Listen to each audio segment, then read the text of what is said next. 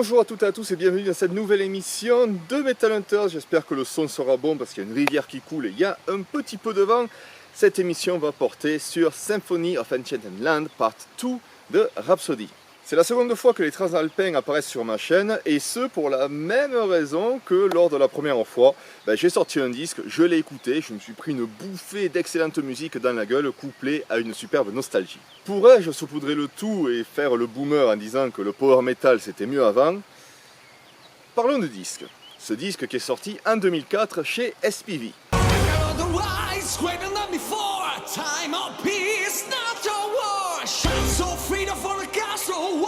Freedom in the land and hope for home. Into silent dark and forgotten caves of Laguno. Deep in secret movies waiting our holy war cry. Is bloody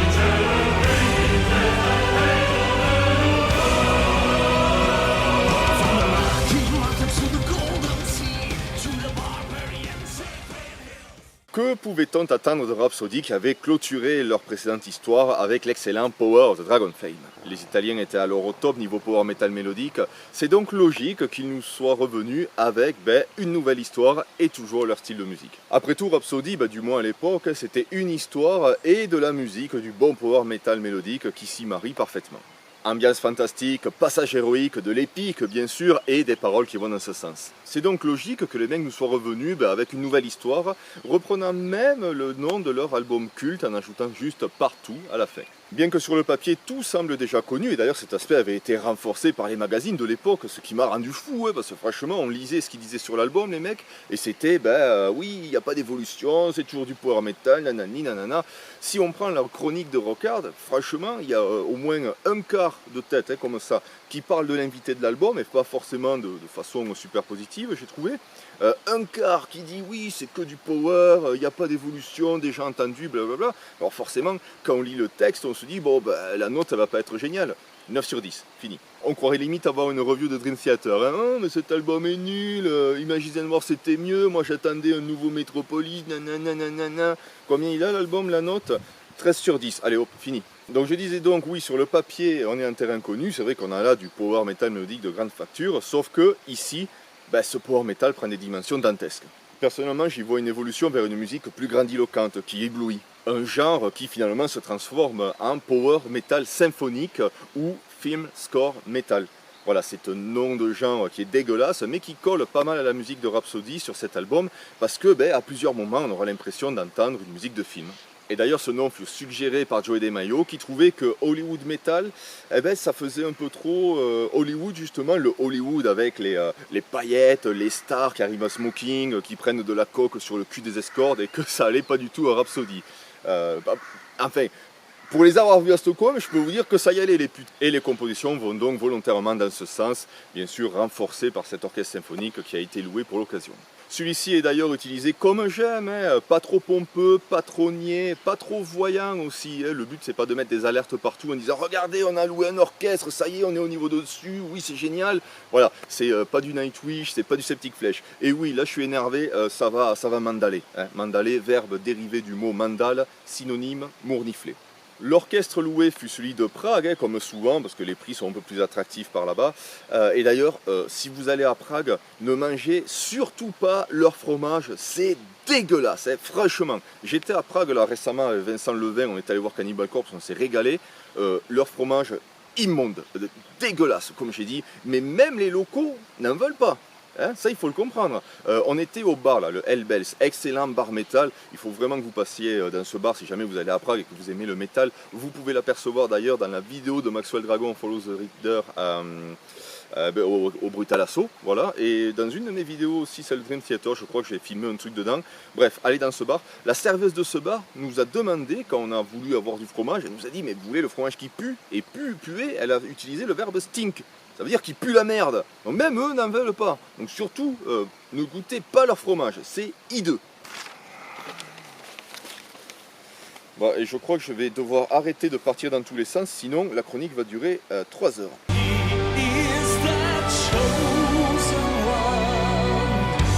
He walked out through the darkness.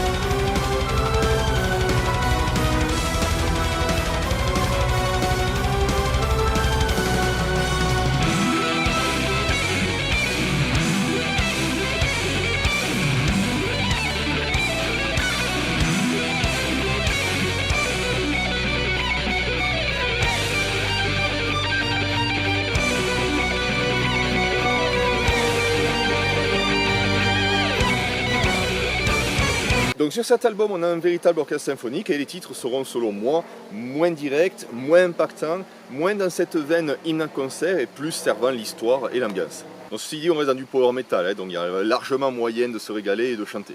Donc voilà, ne vous attendez pas à une efficacité foudroyante comme celle que je décrivais lors de ma chronique sur Dawn of Victory.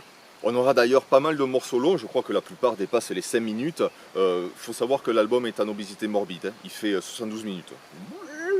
Et j'insiste que cet aspect symphonique, même si les titres, comme je disais, sont moins fédérateurs, eh ben ça va laisser quand même de la place pour ce power metal qu'on aime bien, donc on va pouvoir continuer de se régaler en écoutant les shredding et les solis de Luca Turilli, toujours très en forme. Cet aspect cinématographique ne va surtout pas empêcher le batteur Oswald d'envoyer de la double pédale lors des passages speed, on sait que cet élément, Rhapsody l'aime beaucoup et il adore l'utiliser. Tendons l'oreille et régalons-nous avec la basse de Patrice Gers. Putain, mais quel héros ce mec, ces parties sont sublimes, on les entend bien, c'est un régal. Et c'est un Français, donc là tous les mecs de droite vont poser la main sur le cœur, sur là, c'est la France, monsieur, le savoir-faire français. Même au-delà de la France, c'est la Gaule qui s'exprime au travers de la basse de monsieur Patrice Gers. Calme-toi. Putain, il y a un avion de la Wehrmacht qui passe juste quand je parle de... Les claviers de Staropoli toujours au top, et puis Fabio Leone, mais putain, mais Fabio Leone, quoi, le mec, c'est un patron, un sublime, un Mac. Le gars, il est arrivé en studio avec une chemise de ces chiffonnées là, comme ça. Ça va Fabio, tu vas bien, tu peux chanter là? Meilleure prestation. Il envoie de la puissance, de la chaleur, il monte dans les aigus, il titille le côté opéra qu'il va beaucoup plus approfondir dans les autres albums, certes. Il nous balance sa petite comptine en italien là, avec le petit clavecin. Je pense que là, c'est sa meilleure prestation. Et est-ce que je peux m'avancer en disant qu'en 2004, c'était un des meilleurs chanteurs du genre? Je pense que si je réponds oui, je ne prends pas trop de risques. Je vous invite à écouter la première chanson, Runaway Walk Right, ou voir l'étendue de son talent, mais aussi d'avoir un bel avant-goût de ce Rhapsody 2004, puisque je pense que dans ce titre, tout est là en fait. À la fois ce côté orchestral qui sert magnifiquement la musique sans voler la vedette au power metal. Du coup, on peut voir cette évolution dans ce style. On a aussi l'évolution dans le morceau lui-même. Il va y avoir une partie narration, une partie calme. Quand Fabio arrive au début, il chante tout seul le couplet et après ça explose, tous les instruments reviennent dans le refrain, ce qui lui donne énormément de puissance. Le refrain d'ailleurs est plutôt bien. Enfin, plutôt bien, non, il est carrément génial, quoi. Et malgré tout, c'est un titre qui n'appuie pas directement sur l'accélérateur comme pouvaient le faire les premiers titres de Dawn of Victory ou Power of the Dragon Flame. Non, non, là, il préfère prendre le temps et nous laisser admirer le décor. Et la montée que Fabio prend vers la fin du titre, phénoménal. Et en plus, le mec qui reproduisait ça en live comme un gros patron, nickel. Un autre titre que j'aime bien, c'est Magic of the Wizard Dreams. C'est une balade qui est très bien faite, qui n'a pas ce côté forcé des balades. Et c'est un titre que j'écoutais beaucoup avant. Voilà, je l'aimais beaucoup, je l'aime toujours beaucoup. Un de mes titres favoris de l'album. Aussi, titre préféré, Ewan Mystical Rhymes, donc là aussi c'est un titre long qui va pas mal évoluer, qui va montrer tous les aspects de ce nouveau Rhapsody et j'aime beaucoup la fin de cette chanson, ce petit instrumental qui, à l'époque, mais encore aujourd'hui, est vraiment dans mon imaginaire Heroic Fantasy un peu mignon, avec des elfes, tout ça, voilà, c'est mignon, ça me plaît, ça me plaît.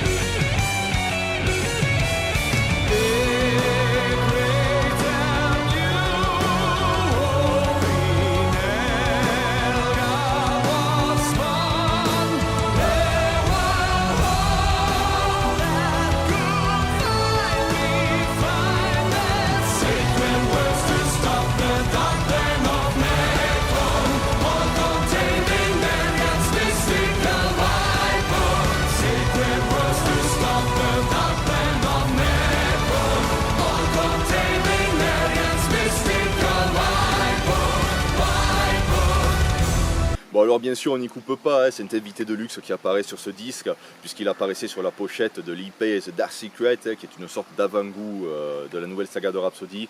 L'invité ici, le lourd Christopher Lee. Bon alors je vais pas faire le show, parce que comme à peu près tout le monde à l'époque, le seul film que j'avais vu avec Christopher Lee, c'était Le Seigneur des Anneaux. J'avais aussi vu Les Rivières Pourpres 2, qui est une merde, mais alors une merde. Bon alors Christopher Lee, il faut savoir que c'est plus de 220 films, donc là aussi, gros patron. Il faut savoir que le mec à 11h, il s'envoyait 1 litre de Chablis, et puis pendant le repas, 2 bouteilles de Pic Saint-Loup, et après il finissait sur la place du Capitole à se lever des petites gammes. Et donc Joe Rhapsody est venu pour lui proposer de faire de la narration sur leur album. Bon alors il faut savoir que les Rital ils l'ont joué rusé, donc ils y ont fait écouter des intros bien symphoniques, bien mignonnes, des balades, voilà, ils n'y ont pas filé Dawn of Victory direct en disant voilà monsieur Lee c'est ça qu'on fait, est-ce que vous voulez participer? Faut dire aussi que le mari de la fille de Christopher Lee est un grand fan de Rhapsody, donc peut-être que ça a aidé dans la décision, on ne sait pas. Quoi qu'il en soit, lui aussi est bien utilisé, voilà, il apparaît en tant que narrateur, je crois, 2 fois sur l'album, donc ils en font pas trop, ils le surutilisent pas, je trouve que c'est plutôt bien fait. Bien sûr, sa prestation est magnifique, il a une voix profonde, vibrante, on le reconnaît entre mille, c'est superbe. Bon alors Christopher Lee, comme je disais, là aussi on a un gros patron, le gars hyper charismatique, lui aussi il est arrivé en studio avec la belle chemise, le beau manteau, il portait ses 2 énormes couilles là comme ça, une sur chaque épaule, il les a posées sur la table pétée en 2, niquée, il y avait des papiers, ils ont tous volé, il en a chopé un, comme par hasard, c'était le texte qu'il lui fallait, et là, il s'est posé devant le micro. There was a time. Et tout le monde dans le studio, les mecs ils étaient là. Ah mais quel PGM, t'as vu, il a pété la table avec ses couilles putain. Et d'ailleurs, Christopher Lee apparaîtra sur les autres albums de Rhapsody et il sera tellement enchanté par son expérience et par le métal en fait, qu'il montera son groupe Charlemagne, qui n'est vraiment pas top apparemment. Bien sûr sur cet album de Rhapsody, on a une histoire, alors l'histoire, pour ce que j'en ai lu assez rapidement, Krong, le méchant de la précédente saga, est à moitié mort, à moitié vivant, quoi qu'il en soit, il a écrit 7 livres. 6 furent retrouvés, le 7e ne l'a toujours pas été, et comme par hasard, ce 7e livre, c'est le plus craignos pour le monde. Je veux dire, dedans, tu as l'adresse des York Metal, tu as une photo de Sacrifice sans jean, c'est dégueulasse le truc.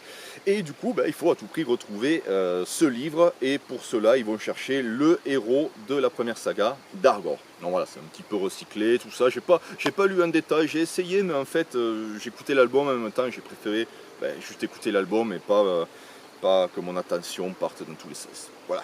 La pochette est magnifique et là aussi il y a une évolution et je trouve que ça suit pas mal l'évolution musicale puisqu'on reste dans le même style, l'Heroic Fantasy, les dragons, mais tout est plus grandiose, tout est plus beau, semble plus réaliste. D'ailleurs la pochette, si vous ouvrez entièrement, c'est sublime, ça fait un très joli fond d'écran pour le PC d'ailleurs. Hey. To find a new sound.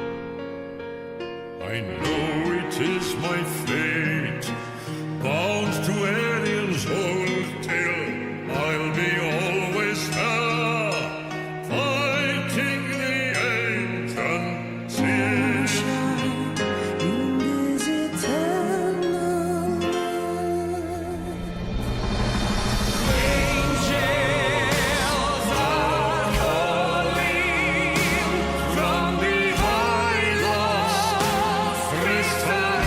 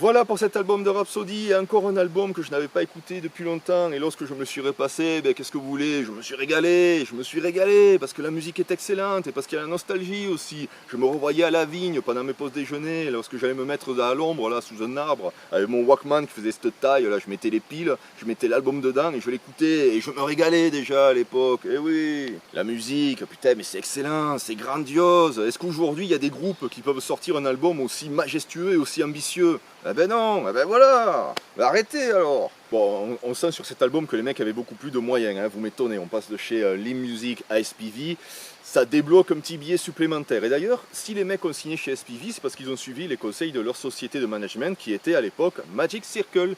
Et oui, le truc de Manowar. Et d'ailleurs, Joey DeMaio aussi leur disait, allez signer chez SPV, ils vont prendre bien soin de vous. Ce fut le cas. Et j'ai bien fait d'en parler de cet album, parce que franchement, je reviens là-dessus, mais lorsqu'on lisait les chroniques de l'époque, c'était un peu moyen, quoi. Il y avait ce côté, oui, c'est toujours pareil.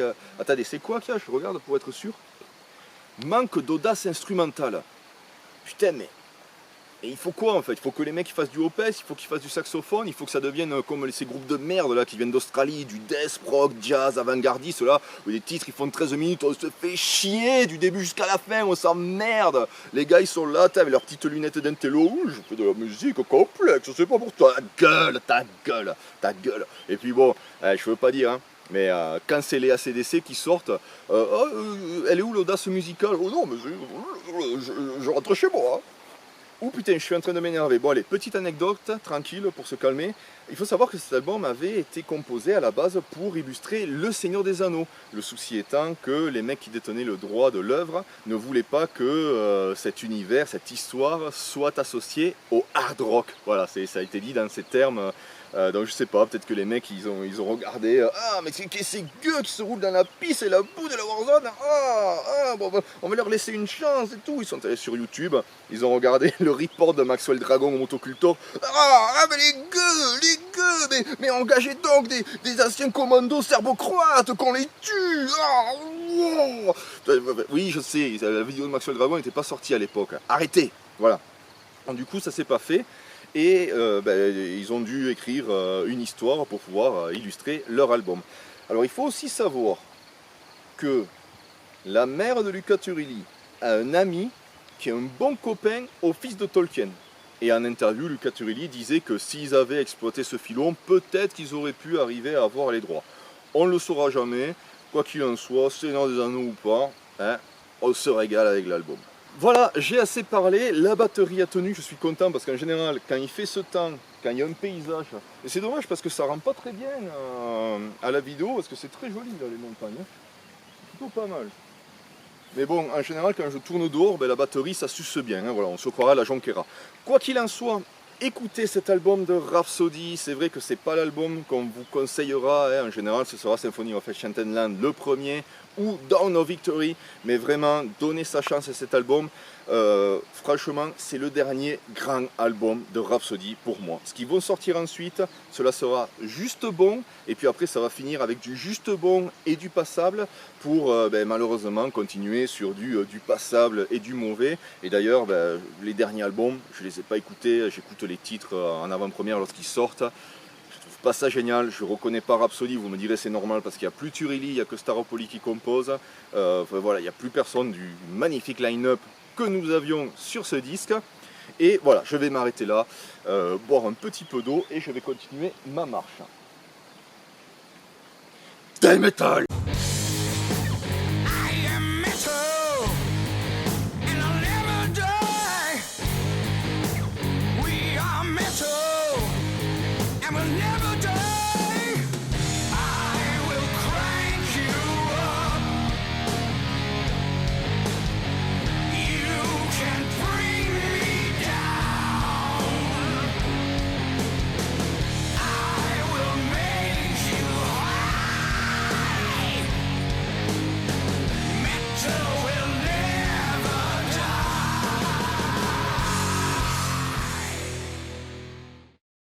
il y a une chose qu'il faut savoir, c'est que si Christopher Lee était encore en vie aujourd'hui, il écouterait du métal, hein, voilà, et il serait sur Metal Hunters. Il serait pas en train de faire des podcasts dans le secret des dieux ou chez la petite Jayza. Non, non, il serait ici avec moi, et il serait assis à ma droite, hein, voilà, et à ma gauche, il y aurait le chevalier Bayard. Donc ça, il faut le savoir, hein, voilà.